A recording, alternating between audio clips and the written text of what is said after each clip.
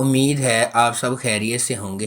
اگر آپ نے ابھی تک ہمارا چینل سبسکرائب نہیں کیا تو اسے ابھی سبسکرائب کر لیں اور بیل آئیکن کو دبانا بالکل بھی مت بھولیں۔ شکریہ۔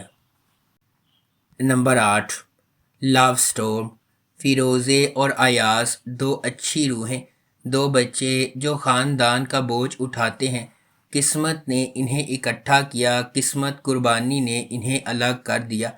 اب زندگی ان کے لیے معافی کی مقروض ہے۔ زندگی اس محبت کو واپس دینا چاہتی ہے جو اس نے ان سے چھین لی ہے، لیکن راستہ تکلیف دہ اور کچا ہے۔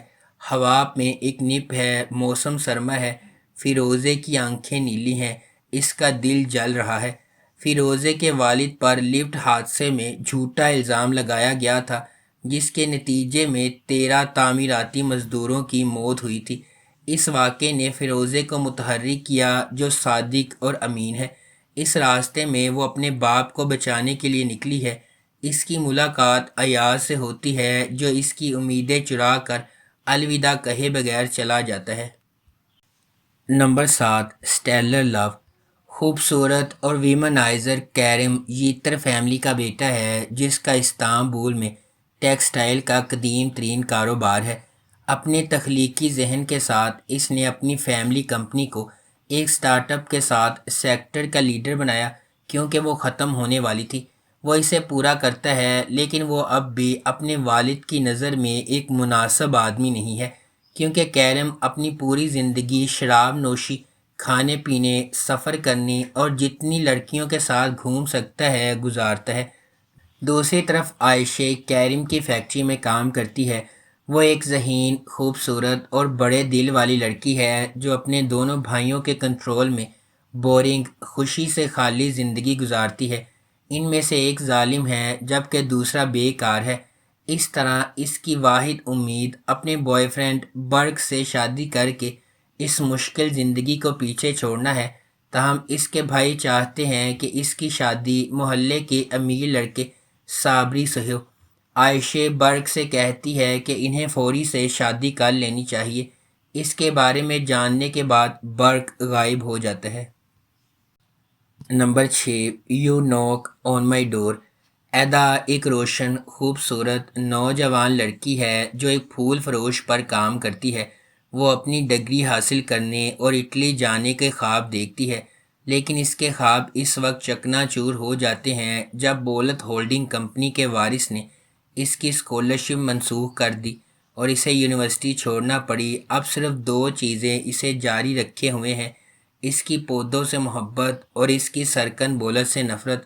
جب سرکن یونیورسٹی میں تقریر کرنے آتا ہے تو ایدا باہر احتجاج کر رہی ہوتی ہے۔ بدقسمت واقعات کا ایک سلسلہ ان دونوں کو دن کے بیشتر حصے میں ایک ساتھ ہتھکڑیاں لگا کر چھوڑ دیتا ہے۔ جب ایدا کو معلوم ہوتا ہے کہ سرکن واقعی وہ سب کچھ ہے جس سے وہ نفرت کرتی ہے، مغرور، خود غرض اور ایک مکمل کنٹرول فریک۔ نمبر 5، کم وقت میں۔ جس دن علیزے کی پیدائش ہوئی، اس کی ماں کا انتقال ہو گیا۔ علیزے کو احساس جرم ہے، حالانکہ اس کے والد نور الدین اسے پریشان نہ کرنے کے لیے بلند آواز میں اس کا اظہار نہیں کر سکتے۔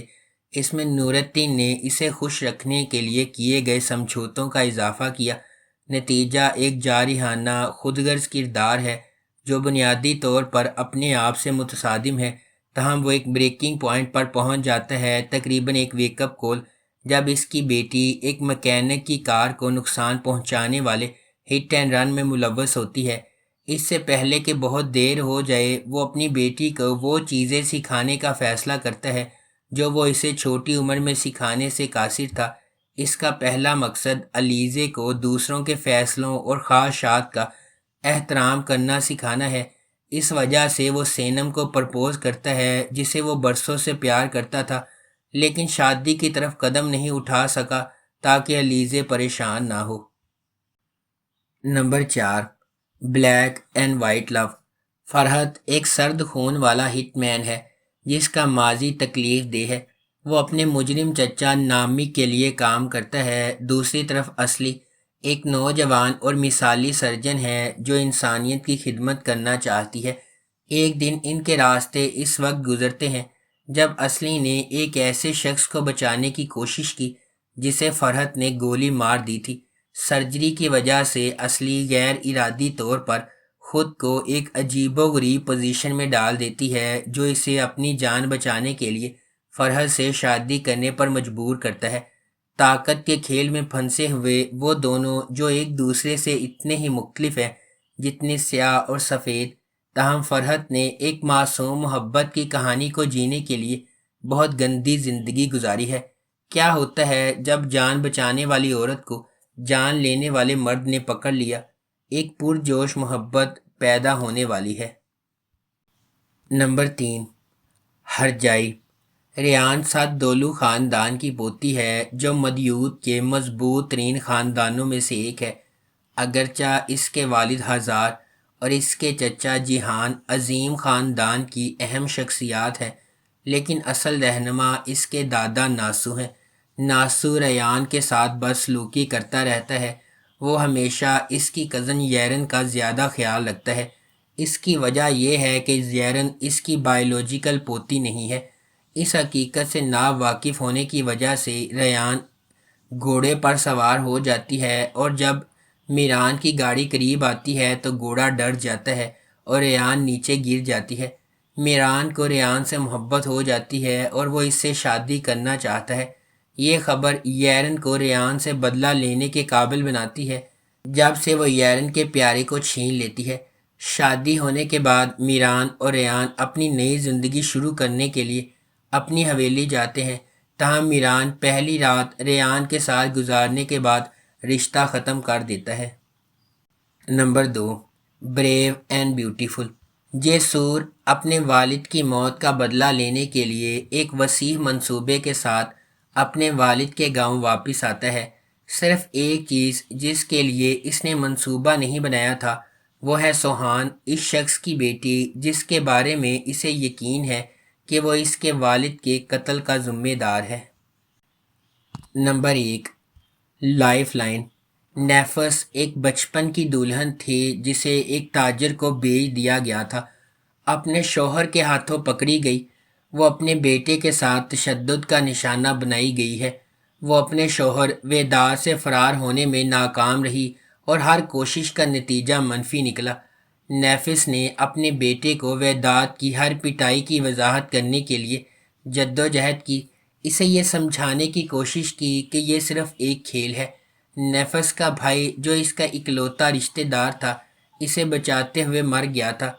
بلیک سی کے علاقے سے تعلق رکھنے والا ایک تاجر مصطفیٰ وداد کے ساتھ نئے معاہدے کرنے کے لیے استنبول جاتا ہے اور وہ اپنے خاندان کو اپنے ساتھ لاتا ہے۔